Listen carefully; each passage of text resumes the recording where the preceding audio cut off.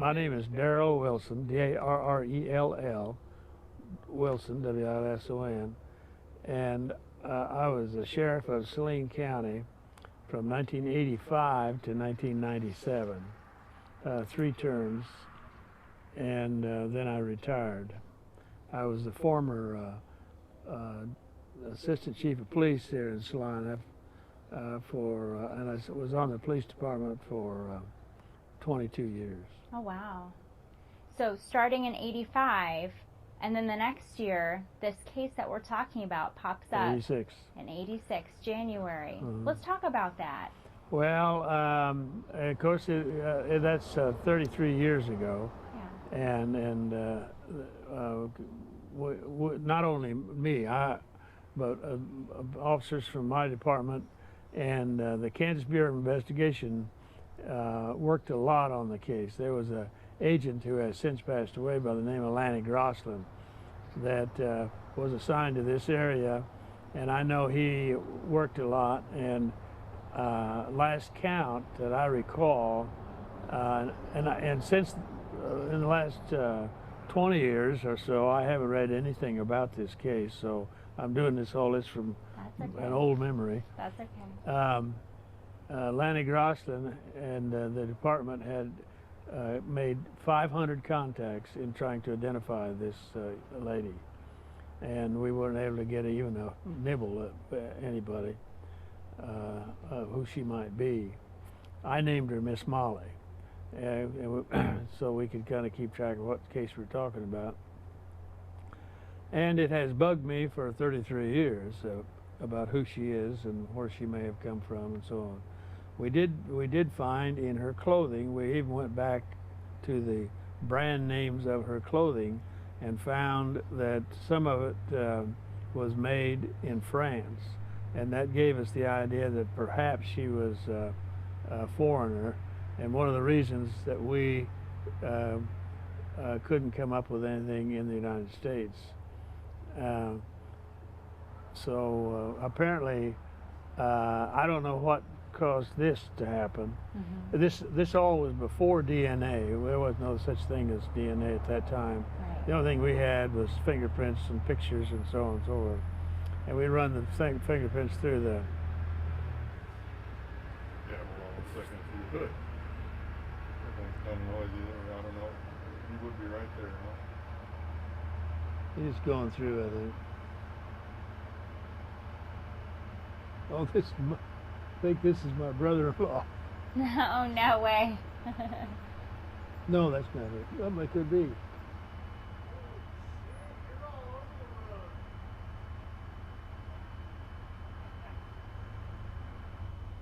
No. All right.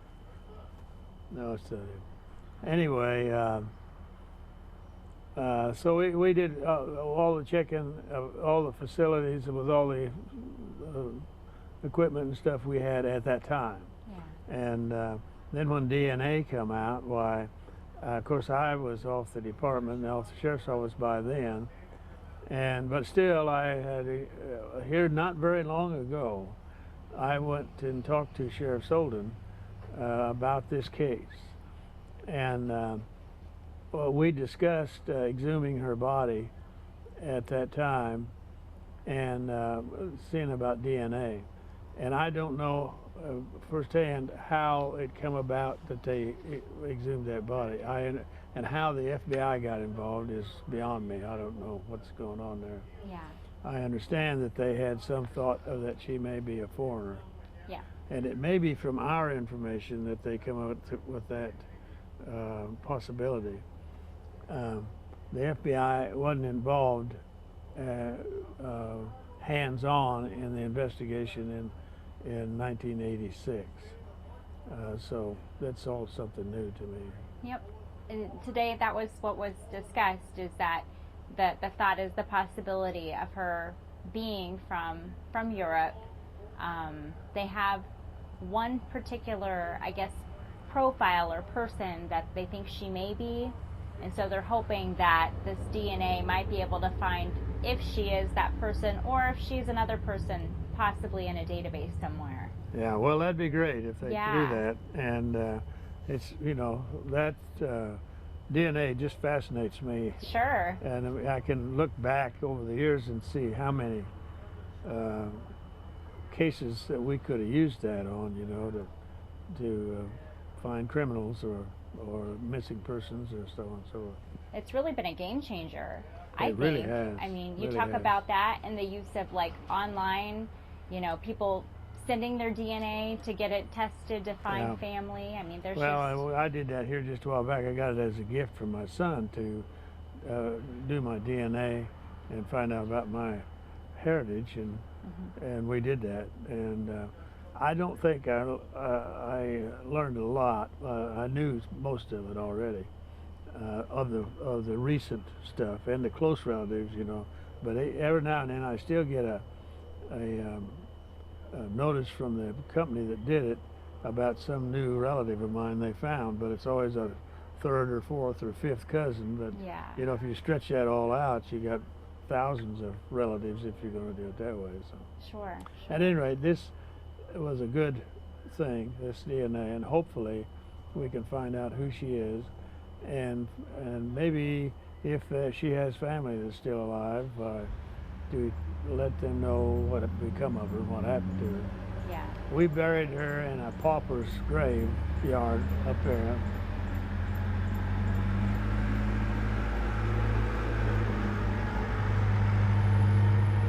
The city donated the site of the grave, and the Ryan Mortuary here in Salina donated the casket and the handling of the situation and all. Yeah.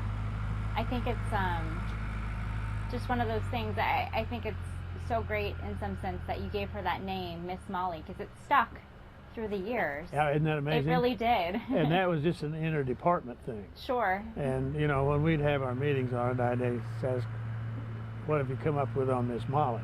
And rather than say the missing person that we found, say what's going on with Miss Molly, you know. So it stuck. I think people connect with that though. You know, you give them a name and then you're like, oh, that is a person. Yeah. It's not just Jane Doe. Yeah. Yeah. Well, it's a shame that happened. You know, you can conjure up all kinds of things, that somebody kidnapped her and threw her out of a vehicle over the rail into the water. They said that they think she was alive. I guess they've told you that, when she went into the water and drowned. And that information has been released, I think. Yep. I don't want to say anything that hasn't been released. I don't know that I know anything that hasn't been released. I think what you've shared is exactly what I've been able to find. So, yeah. What would it mean to you though to finally have this closed, if we do get that closure? They say it'll take maybe up to 6 months or so for them to find out. Yeah. A profile. Well, at least. yeah. Well, to me, it would bring closure also. I've always wondered what the story was there, and how she got in Kansas, how she got in our county, and what happened to her and who she was with, and if somebody pushed her out of a car or threw her over that railing, you know, and maybe you can find them. But this far out, 33 years later, you know, whoever was with her could be, or that was involved in that could be pretty old too, or gone, or dead, or so on. And then even you're looking for a relative, somebody, you know, 33 years ago, obviously her parents may have already passed away, and so you just don't know. Yeah, and it's just one thing identifying her, but finding out what happened. Yeah. So Well, that's that's a the whole goal different of the whole thing. Yeah. Of course, there are two goals: to find out who she is and what happened, and who she is, but to find out what happened and who did it is what we'd really like to do. Yeah. Aware of. It's real interesting. I've been studying, so I do at our station, we do these missing persons reports. And sometimes I do these unidentified victims. And there are about a couple dozen of them in Kansas. But Miss Molly's, I had studied her 10 so years ago when I was working at a different station, and we shared her story then.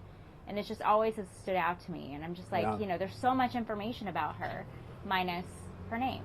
Well, you know, she wasn't like a lot of the missing or unidentified people you find are people that are I don't know exactly what word, but they have left the known society, and they're on the road, and they go from town to town, and they sleep in the park and so on, and then they are found dead somewhere, whether it's by natural causes or by violence of some kind. But she's not that type. Yeah. You know, she was well dressed, well groomed, and so that you would think that she has somebody that would be looking for her at that back 33 years ago, Yeah. 32 years ago, 30 years ago. But we never got a ripple on it for all these years, and still haven't. The only thing we have now is DNA that maybe we can identify her. But you see, the thing where I see the problem could be in that, could make it more difficult, is probably if she never gave any body fluids or anything to test, there's no record of her either. Right. And so, but they can still, DNA, as I understand it, just like I said a minute ago, they're coming up with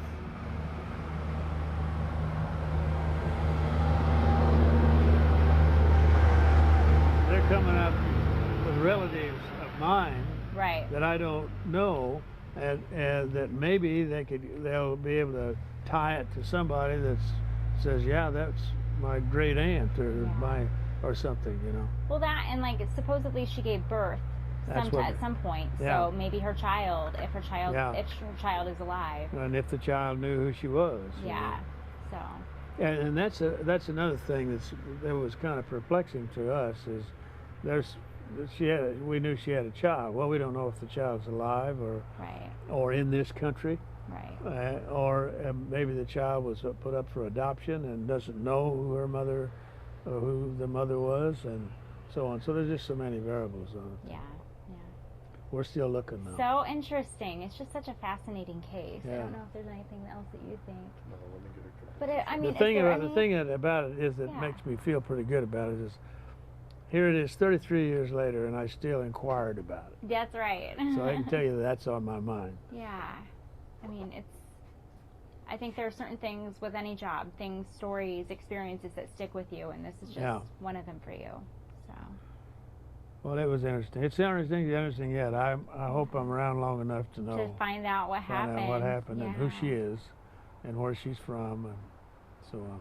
I hope we maybe even meet some of her family if they come here to see the grave or the body, and